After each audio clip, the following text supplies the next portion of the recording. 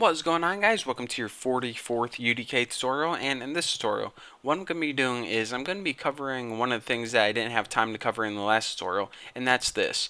So let me go ahead and hit play from here and I'll show you guys what I'm talking about. But before I do, if you guys notice that you can now hear my computer sound, check it out. Hear me shooting around and also my footsteps. It's because I got a new screen recording program, and that's because in these upcoming tutorials I'm going to be working with sound, so I needed it. My other screen recording program wouldn't record my computer sound, so if this video looks a little different, that's why. So you guys can hopefully hear my sound now, even though it's incredibly loud. I should probably fix that, turn it down a bit, but hey, I'm too lazy to do that, so check it out. In the last tutorial, I taught you guys how to use a light switch, aka a trigger, and whenever you touch it, it turns the light on. But now check it out. Whenever we back away from it, the light stays on. That's no good. Let's try bumping into it again. No, that's not working. Okay, so we definitely need to fix that. So that's what I'm going to be teaching you guys to do in this tutorial. So go ahead and I think I got kennel cough. Go ahead and X out of that and open Unreal Kismet by, of course, hitting this little K with the arrow and move this over till it's centered. And we actually need to change a couple properties in Kismet. The very first property is we need to change one of the properties on this touch event. So go ahead and select your touch event, and whenever you do, this properties panel is going to pop open in the bottom left. And by the way, if you're not seeing the properties you want to see right here, it's because you don't have the right thing selected. This window right here changes based on what you have selected. So if you have this event selected, the properties for this event is going to pop. If you have an action selected, then you see the properties for the action. If you have a variable selected, then so on and so forth. But anyways, we want to change a property of this event. So go ahead and select the event. And actually the property we want to change is in this sequence event. Now what we're looking for is this right here, max trigger count. Now I know I call that thing a light switch a lot, but it's actually called a trigger, and one of the properties it has is how many times can you use it.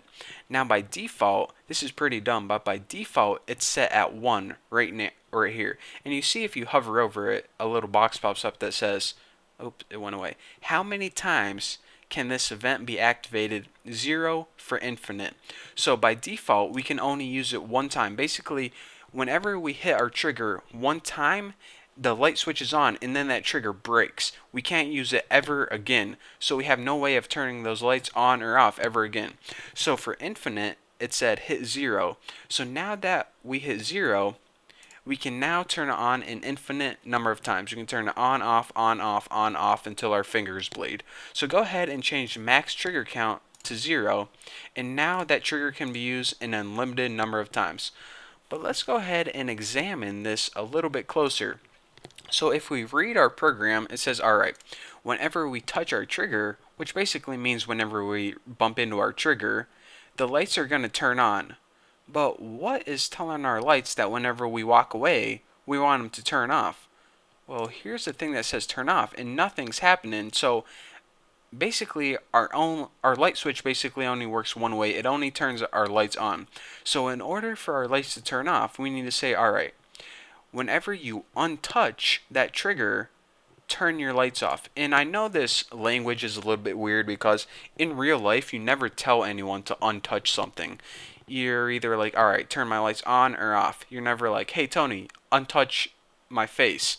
You know, you don't say that. You say, get your hands off my face. But anyways, in the UDK, they use this language, touched and untouched, and it pretty much means, are you touching the trigger or are you not touching the trigger? So that may help clear things up a little bit. So anyways, in this tutorial, what we did is we changed that max trigger count to 0.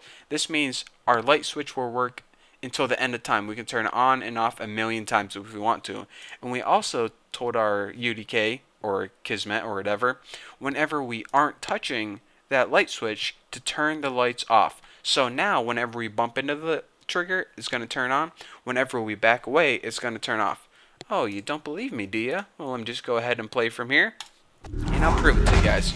So go ahead and touch this light switch and keep your eye on that stack mesh right there. Our lights pop on. Now back up, they turn off. Do it again, on. off, on, and off. Run it through, on, off, on, off. I can do this all day, guys. You think I won't? I'm about to record a 3-hour video of me doing this. Nah, I'm just kidding. So anyways, I just want to tell you guys that we now can use our trigger an unlimited number of times. And also, unlike before when we could only turn our lights on, we can now turn them off by untouching, aka moving away from the trigger. So for now, that's all you guys get. In the next tutorial, what I'm going to be teaching you guys how to do is use a sound in conjunction with Kismet, and it's probably the coolest tutorial yet because we are finally incorporating sound into Kismet. It's awesome. So anyways, thank you guys for watching. Don't forget to subscribe, and I guess I'll see you next time.